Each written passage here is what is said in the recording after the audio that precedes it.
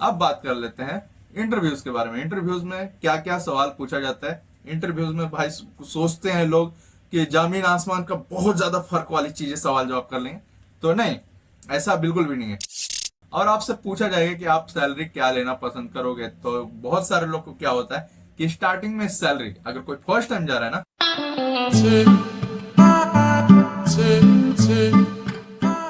Hi guys, welcome back to my channel, another new video. तो guys कैसे हो आप सभी लोग। तो मैं भाई क्रेन में देखने को मिल रहा हूं और मैं आज आप सभी को बताने वाला हूं कि आपको बाहर कंट्रीज जाने हैं, जैसे कि गल्फ जाना है, सऊदी जाना है, ओमान, दुबई, कहीं भी जाना है। तो उसके लिए आपके पास डॉक्यूमेंट में क्या क्या होना चाहिए, जरूरी चीज। अगर आप क्रेन लाइन में काम करते हो, जैसे हाइड्रा हो गया, पॉकलैंड हो गया, या फिर ये क्रेन कह लो, tower crane, mobile crane, crawler crane, तो क्रेन से रिलेटेड में अगर आप जाते हो तो इस वीडियो में पूरी तरीके से मैं बता दूंगा कि आपको क्या क्या ध्यान देना चाहिए। अगर इनमें से कुछ चीजें छूटती हैं तो हो सकता है कि आप ना जा पाओ। तो ध्यान से सुनना, अंत तक सुनना। चैनल पे नए हो तो वीडियो को लाइक करके सब्सक्राइब कर लेना। और सबसे बड़ी चीज जो आपके ऊपर निर्भर करता है कि इस वीडियो को शेयर जरूर से करना उन लोगों को जो बाहर देश, बाहर कंट्रीज जाना चाहते हैं, तो उनके पास क्या क्या जरूरियात चीज होना चाहिए। अगर वो चीज नहीं रही तो आप नहीं जा पाओगे, तो आपकी प्रॉब्लम होगी। तो आप वक्त से पहले पहले सुधार लोगे तो आपकी भलाई है। अगर लेट सुधारोगे तो भाई आपका डिले हो सकता है, आप जा ना पाओ। और बाहर मतलब बाहर में निकलना पड़ता है, दिल्ली मुंबई आपको आना पड़ता है बाहर जाने के लिए, तो यहीं पे अप्लाई करना पड़ता है। तो डॉक्यूमेंट से शुरुआत करते हैं और उससे पहले बात करते हैं क्वालिफिकेशंस की। अगर आपने पढ़ाई लिखाई किया है, पढ़ चुका है, यानी कि 8 क्लास पढ़ चुका है, उसका सर्टिफिकेट और आपको पास रिजल्ट होना चाहिए, ये दोनों है, सर्टिफिकेट रिजल्ट, तो ठीक है। अगर ये नहीं है तो भाई आपका मुश्किल हो जाएगा बाहर जाना। तो ये आपका होना चाहिए, 8 क्लास तक पढ़े हो तो ठीक है, नहीं है तो बनवा लो। तो ये आपके पास होना चाहिए। और दूसरी सबसे बड़ी चीज कि आपसे जब पूछा जाएगा कि आप कौन कौन सी कंपनी में काम कर चुके हो और आपकी एक्सपीरियंस क्या है और आपने कौन कौन सी क्रेन चला चुके हो, तो कंपनीज के बारे में आपके पास इतना तो क्लियर होना चाहिए कि आपने कौन कौन सी कंपनी में काम किए हो।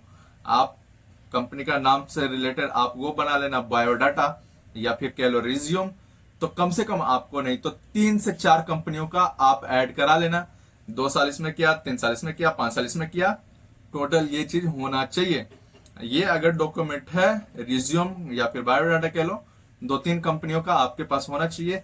लेकिन आप जो रिज्यूम बायोडाटा वगैरह बना रहे हो ना, तो उसमें जो एक्सपीरियंस डालाओगे लगभग लगभग 3 साल के ऊपर होना चाहिए।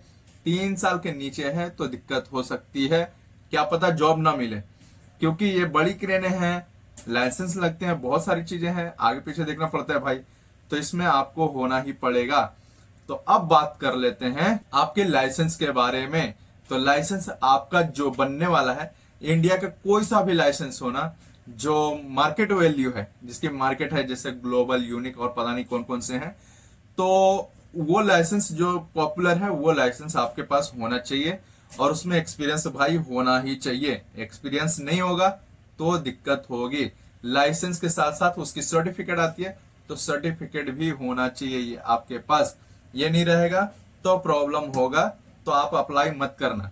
तो आपके 3 साल से ज्यादा का एक्सपीरियंस है लाइसेंस में और सर्टिफिकेट में, तो भाई आपके लिए बहुत बेस्ट चांस है कि आप जा पाओगे। तो ये चीजें अगर आपकी क्लियर रहती है तो सबसे बेस्ट चांस है।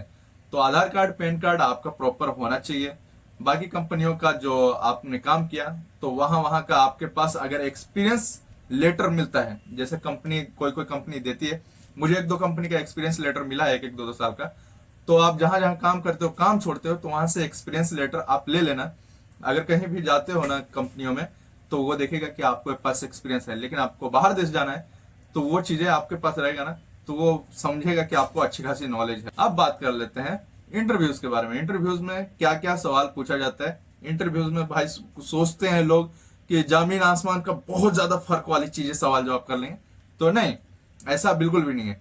आपसे बेसिक सवाल किया जाता है, जो कि बाकी कंपनियों में भी सवाल बेसिक चीज पे ही होती है, वहां पे भी बेसिक सवाल जवाब ही होंगे।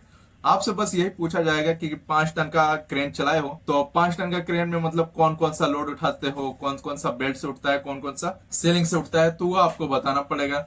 सीलिंग का नाम पूछेगा, पट्टे का नाम पूछेगा कि पट्टे को मतलब क्या क्या कहा जाता है, तो आपको वो बताने पड़ेंगे। जैसे सीलिंग को कहते हैं वायर रोप सीलिंग, और दूसरा होता है चैन सीलिंग। चैन सीलिंग कहीं कहीं देखने को मिलता है।